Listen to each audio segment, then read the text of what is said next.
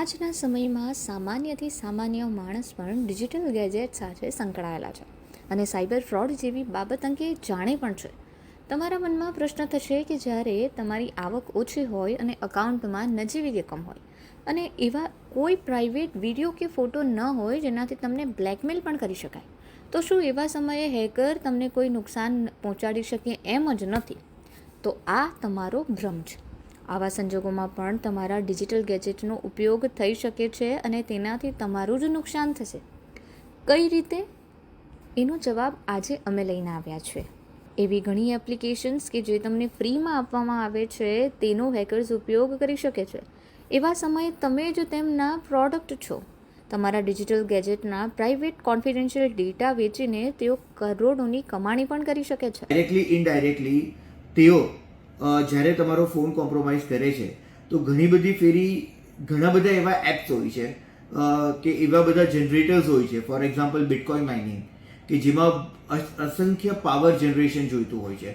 તો આ બધી લોકો કે જે લોકોના ફોનમાં ભલે એટલો બધો ઇમ્પોર્ટન્ટ ડેટા નથી, but on the basis of their phone તેઓ બિટકોઇન માઇનિંગ અને બીજા એવા ઘણા બધા ક્રિપ્ટો માઇનિંગ્સ પણ કરી શકે છે. આ બધી વસ્તુની સાથે સાથે ઇટ ઇઝ વેરી ઇમ્પોર્ટન્ટ કે તમારું જે માઇક્રોફોન છે તેનાથી તેઓ તમને સાંભળી શકે છે, તમારા કેમેરાથી તેઓ તમને જોઈ શકે છે. સો આ બધો બી બહુ તમારો વેલ્યુએબલ ડેટા છે. ફોર એક્ઝામ્પલ અત્યારે તમે મારો ઇન્ટરવ્યૂ લઈ રહ્યા છો, અગર તમારો ફોન કોમ્પ્રોમાઇઝ હોય તો કોઈ થર્ડ પર્સન રિમોટલી આ ઇન્ટરવ્યૂ જાતે લઈ પણ શકે છે, ઓર્ગેનાઇઝ પણ કરી શકે છે અને આ જ વસ્તુને મેન્યુપ્યુલેટ કરીને એઆઈના બેઝિસ ઉપર ડીપ ફેકથી મારા બીજા બધા ઘણા બધા વિડીયોઝ એ જનરેટ કરી શકે છે. વેલ, આ બધી વસ્તુ જે થઈ તે તો આપણે ફિઝિકલ વાતો કરી. આની સાથે સાથે અગર આપણે ફાઇનાન્શિયલ વાતો કરીએ તો financially be it is very important, because કે ફોર એક્ઝામ્પલ તમે ઓનલાઈન મોનિટરી પ્લેટફોર્મ્સ યુઝ નથી કરતા, તમે ડાયરેક્ટલી ઇનડાયરેક્ટલી ઓનલાઈન ટ્રાન્ઝેક્શન્સ નથી કરતા, but it does not mean કે તમે બેંક યુઝ નથી કરતા, તમારી પાસે બેંક એકાઉન્ટ નથી. તમારું બેંક એકાઉન્ટ તો હશે જ, એ બેંક એકાઉન્ટની સાથે એસોસિએટેડ એફડીઝ પણ હશે. તો ઘણી બધી ફેરી જ્યારે તમારો ફોન કોમ્પ્રોમાઇઝ થતો હોય છે તો ઇટ ઇઝ વેરી એસેન્શિયલ કે તમને એ વસ્તુની ધ્યાન રાખવી જોઈએ કે તમારા ફોનમાં રિમોટલી તેઓ બીજા બધા મિરરિંગ એપ્સ પણ ડાઉનલોડ કરી શકે છે. આટલું જ નહીં, બટ અગર તમે ઓનલાઈન બેન્કિંગ સિસ્ટમ યુઝ નથી કરતા, બટ તેઓ આ સર્વિસીસ તમારા બિહાફમાં બિલકુલથી ઇન્સ્ટોલ કરી શકે છે અને અપડેટ કરી શકે છે તમારા અકાઉન્ટ સાથેની. ખાસ કરીને જ્યારે એપ્લિકેશન ફ્રી આપવામાં આવતી હોય તે લોકો ભરપૂર ઉપયોગ કરતા હોય છે. એવા સમયે તમને પ્રશ્ન થવો જોઈએ કે આજના સમયમાં જ્યારે કોઈ પણ વસ્તુ ફ્રીમાં મળતી નથી તેવા સમયે આવી એપ્લિકેશન કઈ રીતે ફ્રીમાં મળી શકે? કારણ કે એ સમયે તમે જ તેમના પ્રોડક્ટ છો.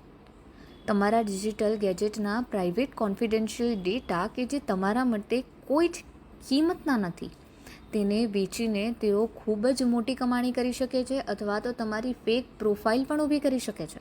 એવા સમયે આ આર્ટિકલ તમારે વાંચવો જરૂરી છે. ઘણી બધી ફેરી તમારા એફડીઝમાં જે બેલેન્સ હોય છે તે બી on the basis of this online system જે તમે યુઝ નથી કરતા પણ રિમોટલી એમણે એ વસ્તુ યુઝ કરી verification on the basis of OTP તેઓએ આપી દીધું, જે તમને કદાચ ખબર પણ નહીં પડ્યું હોય, અને પછી તેઓ તમારા એફડીઝના જે ફંડ્સ છે તે પણ ટ્રાન્સફર કરીને વિડ્રો કરી શકે છે. આ બધાની સાથે સાથે તેઓ તમારા ફેક આઈડીઝ એટલે કે તમારી ફેક આઈડેન્ટિટી ડિજિટલ વર્લ્ડમાં ક્રિએટ કરી શકે છે, એનાથી ક્રાઇમ્સ પણ કરી શકે છે. વેલ, સૌથી પહેલો સ્ટેપ જે છે દેટ ઇઝ અવેરનેસ, કે આપણે અવેર થઈએ કે કઈ રીતની નવી નવી મોડસ ઓપરેન્ડીઓ યુઝ કરવામાં આવે છે ટાર્ગેટ્સ ઉપર વાયા ધ સાયબર ક્રિમિનલ્સ. વેલ, આ બધી વસ્તુની સાથે સાથે ઇમ્પોર્ટન્ટ વસ્તુ એ છે કે તમે એ સમજો કે તમારો ફોન જે છે તેમાં જે એપ્સ છે તે તમારી શું પરમિશન લઈ રહી છે. તમે કોઈ થર્ડ પાર્ટી લિંક કે કોઈ થર્ડ પાર્ટી એપ તેને ડાઉનલોડ અને ઇન્સ્ટોલ નહીં કરો તમારા ફોન ઉપર. આ બધાની સાથે ક્યુઆર કોડ હંમેશા વેરીફાઈ કરો.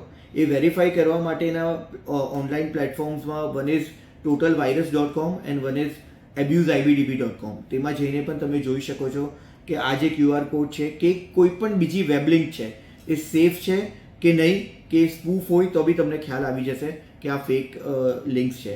આ બધાની સાથે સાથે ઇટ ઇઝ વેરી ઇમ્પોર્ટન્ટ કે તમે ઘણી બધી જગ્યાએ તમે હંમેશા રીચેક કરો અને તમે પ્રેક્ટિકલી તમારા જે બેંક એકાઉન્ટ છે તેમાં તમે સ્પેસિફિકલી એક નોટ લખીને આપી દો કે તમારા રિટર્ન પરમિશન અને બાયોમેટ્રિક વગર તેઓ કોઈ બી નવું તમારું ટ્રાન્સફર નહીં કરે in the form of digital account. તો આ બધી વસ્તુ છે તે બહુ જ ઇમ્પોર્ટન્ટ છે જે તમે બિલકુલથી કરી શકો છો.